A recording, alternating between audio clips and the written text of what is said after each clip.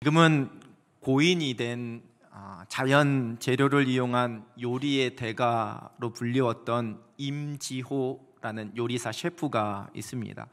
그 임지호 셰프와 개그우먼 이영자 씨가 게스트를 한 명 초청해서 전국의 방방곡곡을 돌아다니면서 그 지역의 식재료들을 소개하고 그 식재료로 맛있는 요리를 이렇게 만들어서 힐링을 제공하는 것을 취지로 제작했었던 한 방송국의 예능 프로그램이 있었습니다.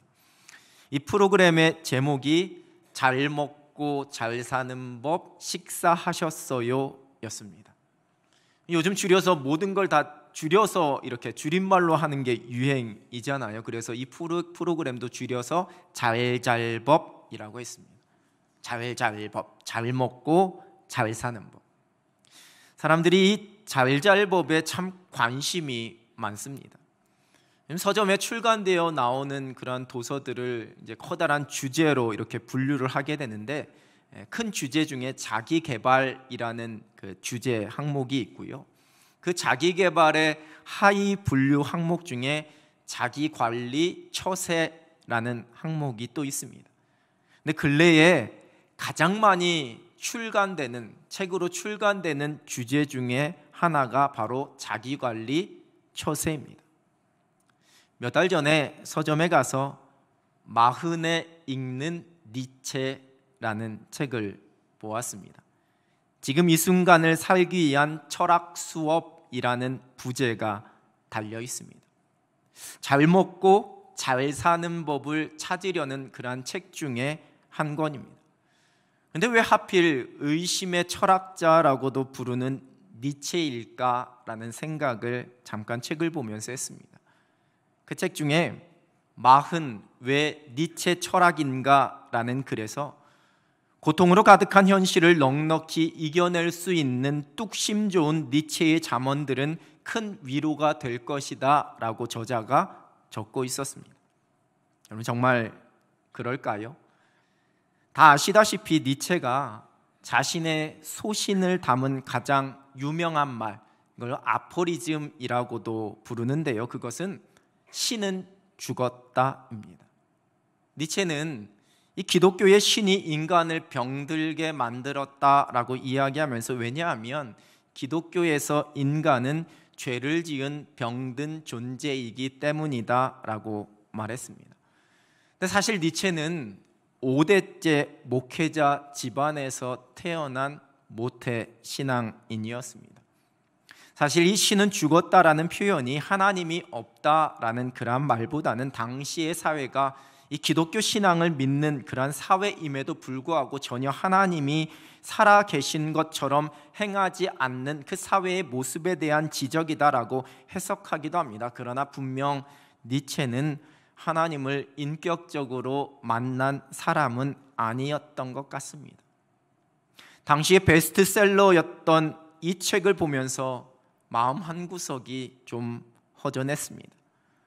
인생의 하프타임이라고 이야기할 수 있는 그 마흔에 자신의 삶에 대한 고민과 방황을 이 마흔에 읽는 니체가 아닌 마흔에 읽는 예수 그리스도를 통해 채우면 참 좋을 텐데 라는 그러한 생각을 했습니다. 우리 꿈 읽는 책마을에도 이 책이 있기에 적어도 하나님의 살아계심을 고백하는 우리 도서관에서는 마흔에 읽는 니체가 아니라 마흔에 읽는 예수 그리스도가 읽혀졌으면 좋겠다라는 마음에 제가 저만 보려고 우리 담당 교역자에게 얘기해서 제 목양실에 이 책을 가져다 놓았습니다. 혹시 읽고 싶은 분들은 제게 오시면 제가 빌려드리고, 다 읽고 난 다음에 저와 토론하는 것을 전제로 제가 빌려드리겠습니다. 여러분은 어떻게 사는 것이 잘 먹고 잘 사는 법, 잘잘법이라고 생각하시는지요? 그리고 그 지혜를 지금 어디에서 찾고 계시는지요? 오늘 읽은 시편에서 우린 두 사람의 삶의 모습을 만나게 됩니다. 한 사람은 도액이고 또 한 사람은 이 시편을 노래하고 있는 믿음의 사람인 다윗입니다. 오늘 읽은 시편 52편의 표제어는 에돔인 도액이 사울에게 이르러 다윗이 아히멜렉의 집에 왔다고 그에게 말하던 때에 이렇게 소개하고 있습니다. 제가 지난해 7월 일상을 살아내는 믿음이라는 주제로 다윗의 삶을 나눌 때에 사무엘상 22장의 본문으로 이 사건을 함께 나눈 적이 있습니다. 다윗의 인생 중에 경험했던 가장 비통한 사건 중에 하나였습니다. 에돔 사람이었던 도액의 밀고로 인해 놉 땅에 살고 있었던 제사장들이 학살을 당하게 된 그러한 사건입니다. 다윗은 사울이 자신을 죽이려 한다라는 것을 알고 사울의 아들인 그 요나단과 이별한 뒤에 놉 땅으로 가게 됩니다. 그리고 그곳에서 자신이 사울에게 지금 쫓기고 있다라는 상황을 숨기고 대제사장이었던 아히멜렉의 도움을 받게 됩니다. 하나님 앞에 진설된 그 진설병으로 허기를 채우고 자신이 죽인 골리앗의 칼까지 얻었습니다. 제사장이었던 아히멜렉은 오히려 지금 다윗이 아주 비밀리에 사울의 명을 받고 급하게 그 명령을 행하고 있는 것으로 그렇게 알았습니다. 그런데 사울의 수하였던 에돔 사람 도액이 그 모든 일들을 보고 있었습니다. 그리고는 사울에게 이 사실을 알립니다. 사무엘상 22장 9절과 10절입니다. 그때 에돔 사람 도액이 사울의 신하 중에 섰더니 대답하여 이르되 이새의 아들이 노베 와서 아히두베 아들 아히멜렉에게 이른 것을 내가 보았는데 아히멜렉이 그를 위하여 여호와께 묻고 그에게 음식도 주고 블레셋 사람 골리앗의 칼도 주더이다. 늘 좀 더 권력에 가까운 곳으로 가고 싶었던, 그래서 더 높은 지위, 권력을 원했었던 도액으로서는 지금 이것이 하늘이 자신에게 내린 기회라고 여겨졌습니다. 자초지종을 상세하게 설명하지 않고 자신에게 유리한 대로 뺄 건 빼고 더할 건 더해서 사울에게 이야기하고 있습니다. 다윗이 노베 와서 아히멜렉을 만났다. 아히멜렉이 그를 위하여 여호와께 물었고 그에게 음식도 주고 골리앗의 칼도 주었다. 사실인 듯 사실이 아닌 자신이 본 것 이상으로 때로는 빼기도 하고 때로는 과장해서 이미 그 대제사장 아히멜렉을 다윗과 공모한 반역자로 규정짓고 사울의 구미에 맞춰서 지금 고발하고 있습니다. 그래야지만 자신이 사울의 신임을 얻을 수 있다라고 생각했기 때문입니다. 이는 자신이 출세할 수 있는 아주 더할 나위 없는 기회라고 여겼기 때문입니다.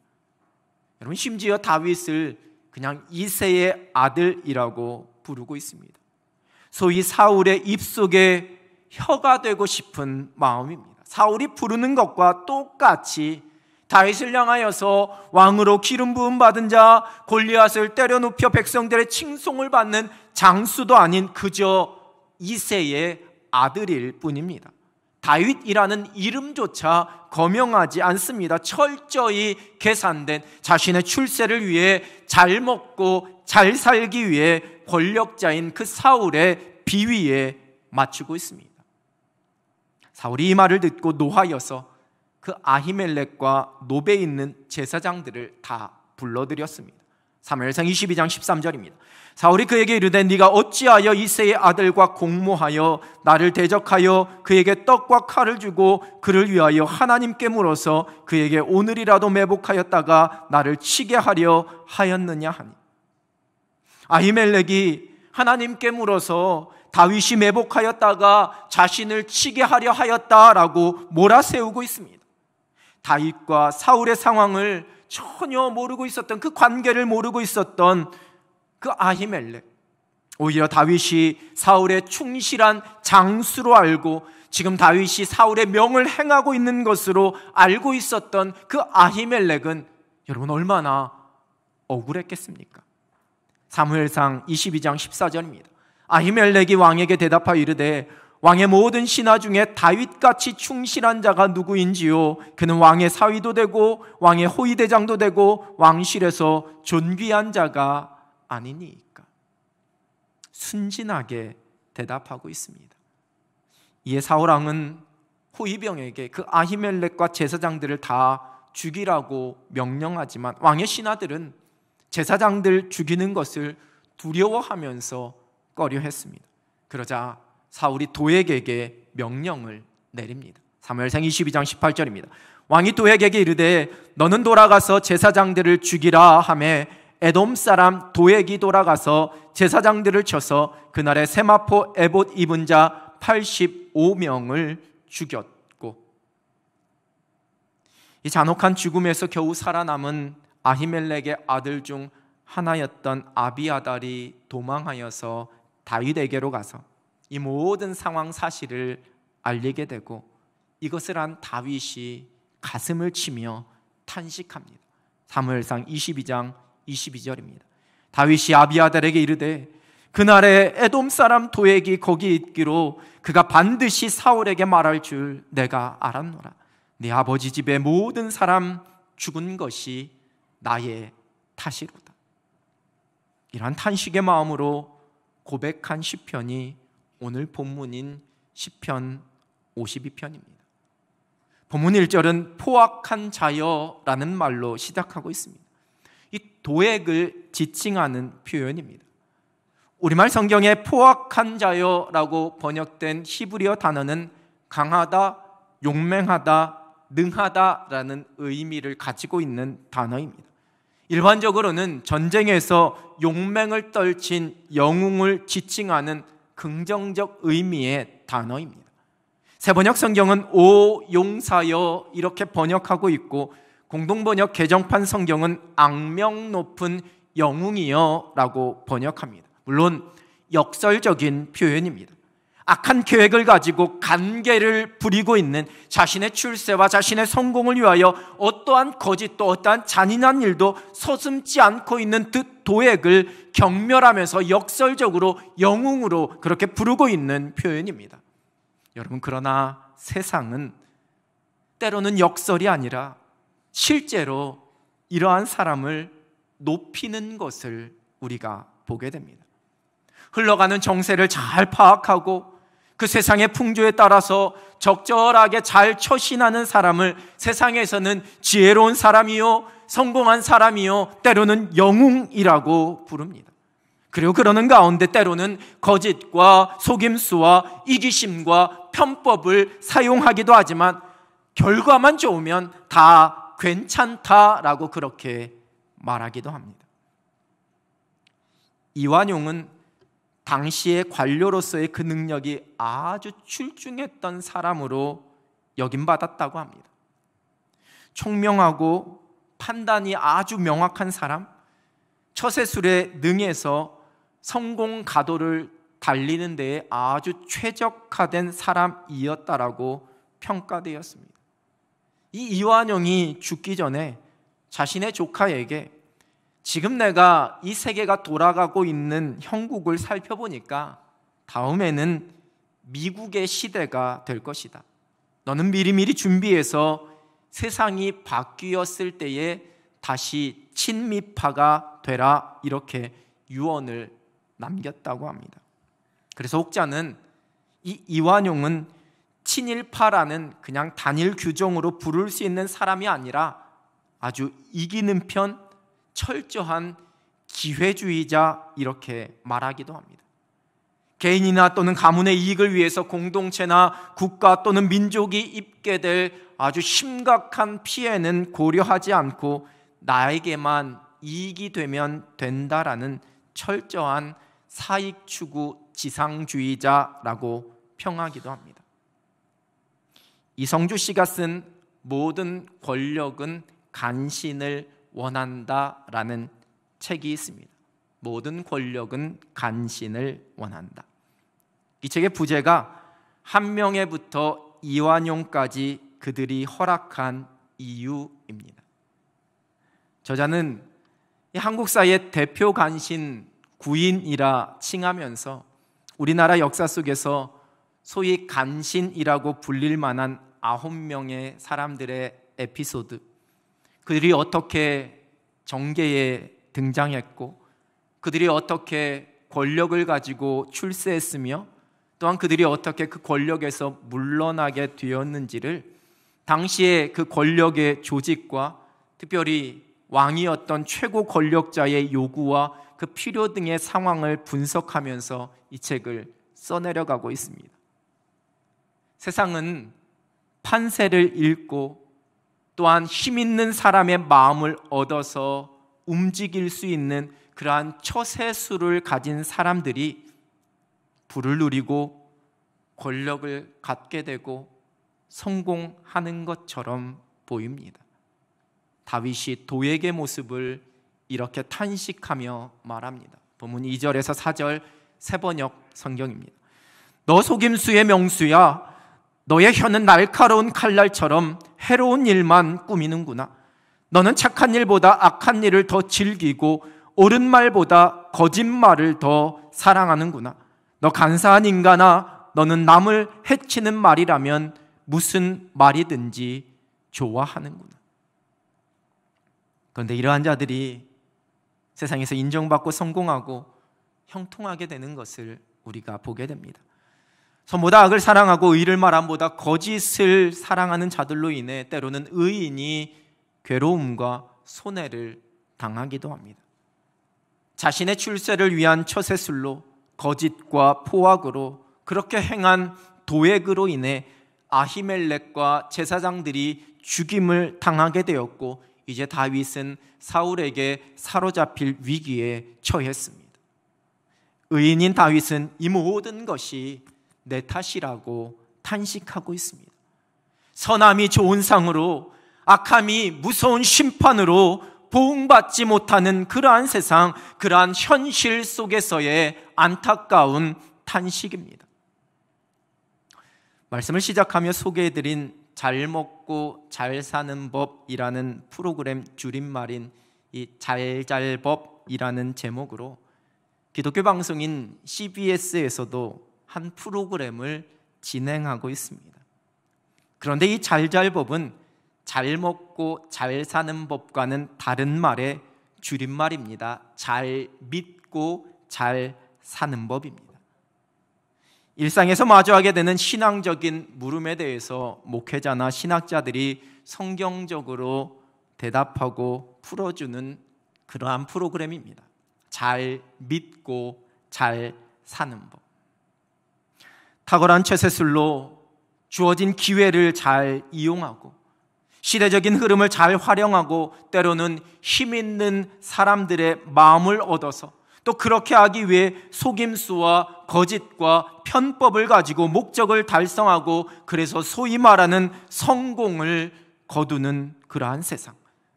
하나님의 말씀은 신앙의 영역에서만 적용되는 교훈일 뿐이고 세상에서 성공하기 위해서는 그와 다른 방법의 길을 통해 얻을 수 있다라고 외치는 것 같은 그러한 세상에서 오히려 다윗이 아니라 도액의 모습이 잘 먹고 잘 사는 법이라 여겨질 수 있는 그러한 세상 속에서 하나님의 사람이었던 다윗은 잘 믿고 잘 사는 법이 무엇인지를 오늘 본문 5절 이하에서 고백하고 있습니다.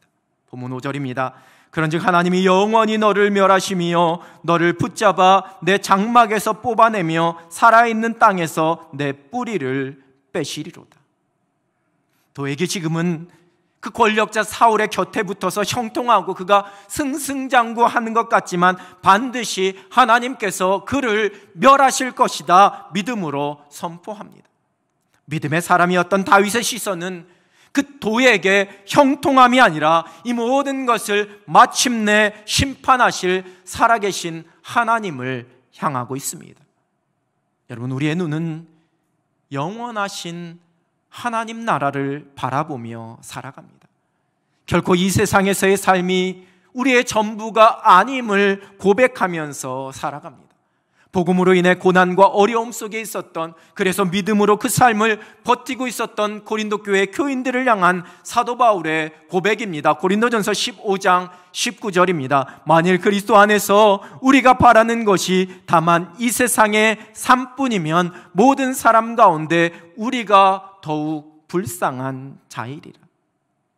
믿음의 사람들이 세상의 처세술, 자신의 지혜와 꾀를 믿고 살아가는 사람들, 자신이 가지고 있는 것으로 힘을 삼고 자랑하고 안위하면서 살아가고 있는 사람들이 결코 부럽지 않은 이유, 그것은 우리에게 약속되어진 영원한 생명이 있기 때문입니다.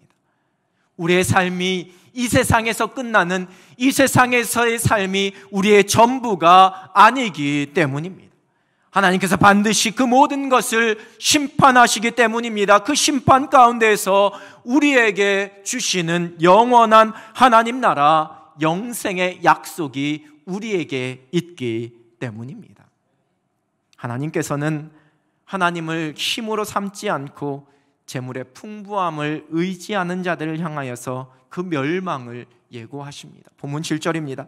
이 사람은 하나님을 자기 힘으로 삼지 아니하고 오직 자기 재물의 풍부함을 의지하며 자기의 악으로 스스로 든든하게 하던 자라 하리로다.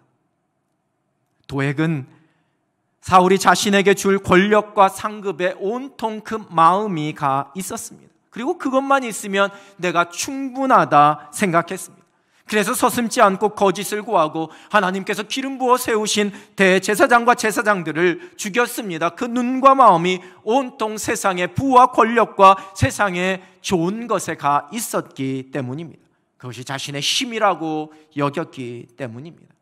그러나 그 모든 죄악은 반드시 심판받게 되어 있습니다. 우리가 결코 그러한 형통함을 부러워하지 않습니다. 그러한 처세술을 기웃거리지 않습니다. 그러한 세상의 지혜를 얻으려고 몸부림치거나 애쓰지 않습니다. 세상이 주는 기회를 찾으려고 이것저것 헤매이지 않습니다.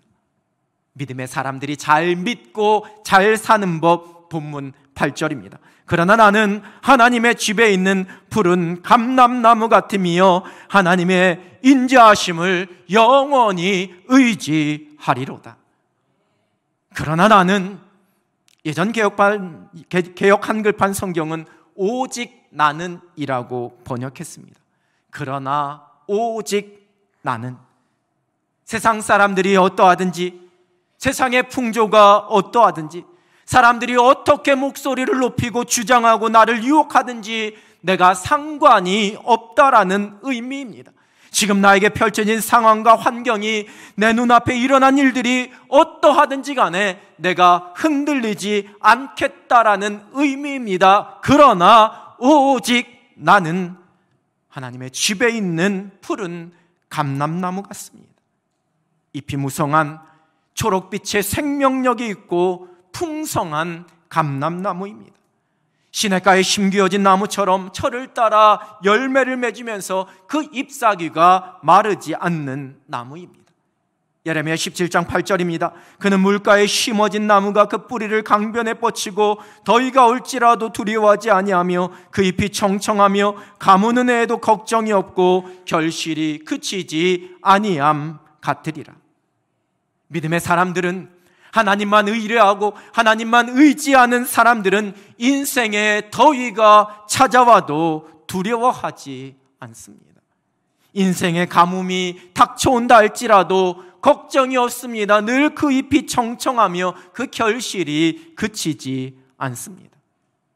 왜냐하면 하나님께서 하나님의 인자하심, 한결같은 변하지 않는 하나님의 사랑, 한이 없는 하나님의 사랑을 의지하는 하나님의 자녀들을 하늘의 은혜로 살아가게 하시기 때문입니다. 5절에서 다윗은 하나님께서 그 도액을 장막에서 뽑아내시며 그 살아있는 땅에서 그 뿌리를 빼실 것이다 선포했습니다. 그러나 하나님을 의지하는 믿음의 사람은 푸른 감람나무같이 영원토록 그 뿌리가 하나님의 은혜에서 뽑히지 않을 것이라 고백하면서 노래하고 있습니다. 하나님의 인자하심을 의지한다는 것은 완전하신 하나님의 손길, 완벽한 하나님의 계획을 신뢰한다는 겁니다. 다윗은 여전히 쫓기는 신세요, 자신으로 인해 의로운 사람들, 무고한 사람들이 죽임을 당하는 참을 수 없는 아주 비통한 현실 속에 있지만, 완전하신 하나님의 손길은 지금도 쉬지 않으심을 내가 그 손길과 내가 그 계획을 신뢰한다 고백하고 있습니다. 나를 실망시키지 않으시는 하나님, 결코 실수하지 않으시는 하나님의 일하심에 대한 믿음의 고백입니다. 하나님께서 마침내 나를 가장 선한 길로 인도하신다라는 확신입니다.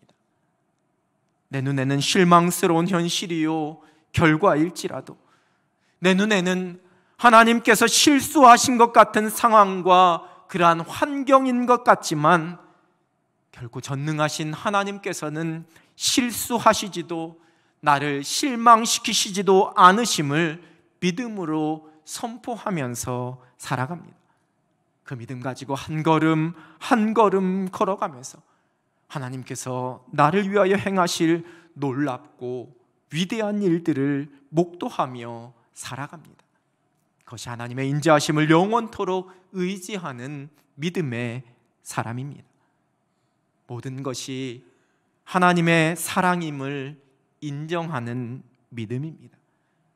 나를 향한 하나님의 인자하심은 나에게 펼쳐져 있는 만족스러운 일 가운데도, 아니 그렇지 못한 일 가운데에도, 내게 긍정적이고 내게 우호적인 상황에도, 또 나를 힘겹게 만들고 나를 낙심하게 만드는 상황에서도 여전히 변하지 않고 나를 향하고 계십니다.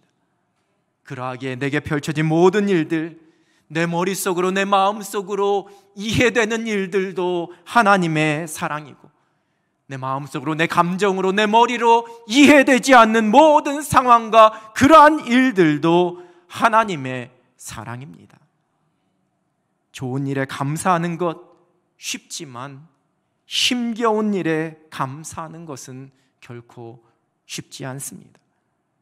내가 이해되는 일에 고개를 끄덕이면서 아멘 하는 것은 쉬울 수 있지만, 내가 이해되지 않는, 내가 받아들이기가 쉽지 않은 현실에 내 고개를 끄덕이면서 아멘 하는 것은 여러분 결코 쉽지 않습니다.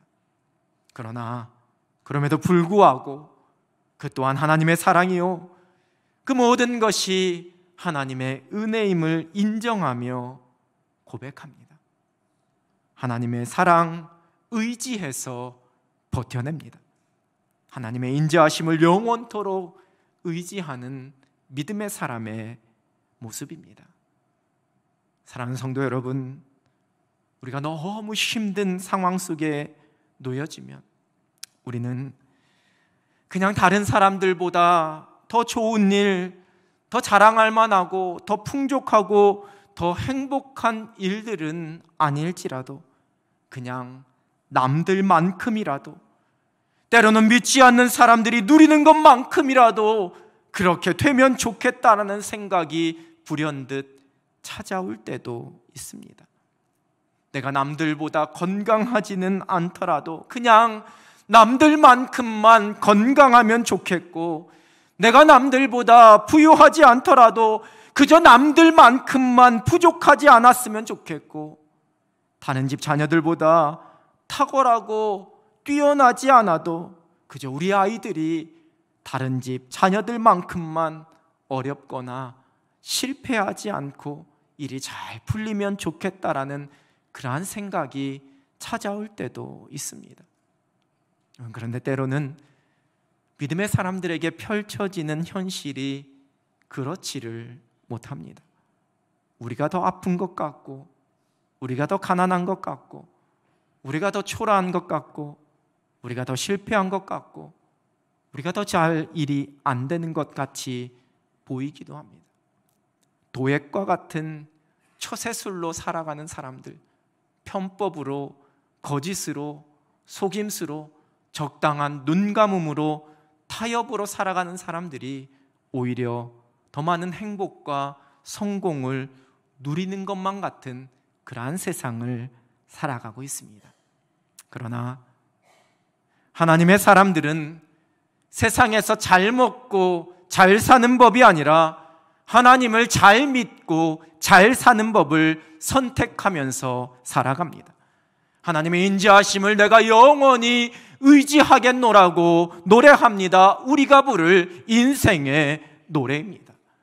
우리를 향한 하나님의 한없는 사랑, 그 인자하심은 끝이 없습니다. 아침마다 날마다 새롭습니다. 오직 우리를 향한 하나님의 인자하심만을 영원히 의지하면서 어떠한 상황 속에서도 행복한 믿음의 경주를 끝까지 한결같은 모습으로 달려갈 수 있는 여러분 되시기를 우리 주님의 이름으로 축원합니다. 기도하겠습니다. 하나님 아버지, 우리의 눈에 보기에는 많은 것이 어그러지고 믿음의 사람들이 때로는 손해를 보고 때로는 억울한 일을 만나고 세상의 처세술이 더 성공하는 것처럼 보이는 세상을 살아가지만 하나님, 우리의 마음이, 우리의 눈이 그러한 모습에 흔들리지 않게 붙잡아 주시고 오직 하나님의 집에 서 있는 푸른 감람나무처럼 영원토록 하나님의 인자하심만을 의지하며 살아가는 하늘 백성 되게 하여 주시옵소서. 우리에게 주어진 모든 일들이 하나님의 사랑이요, 하나님의 은혜요, 하나님의 손길임을 고백하며 믿음 붙잡고 끝까지 행복하게 승리하는 하늘 백성들 되게 하여 주시옵소서. 예수 그리스도의 이름으로 기도드립니다. 아멘.